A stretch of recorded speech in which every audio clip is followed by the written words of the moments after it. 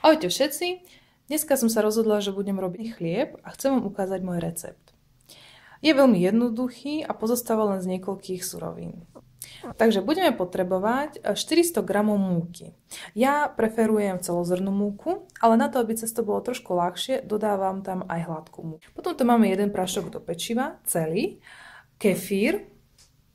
Kefír tu máme, to je vlastne kysnuté mlieko, budeme potrebovať takýto jeden pohár, trochu soli a trochu cukru. A ešte tentokrát budem robiť chlebík so slnečnicovými semiačkami, takže ja tu mám slnečnicové semiačka, niekedy ho robím aj s ľanovými alebo sezámovými.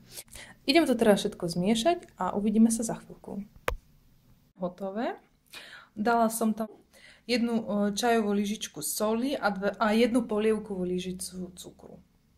No, teraz vlastne existuje samozrejme papier na pečenie, ale ja papier na pečenie nemám, takže teraz použijem len obyčajný alobal.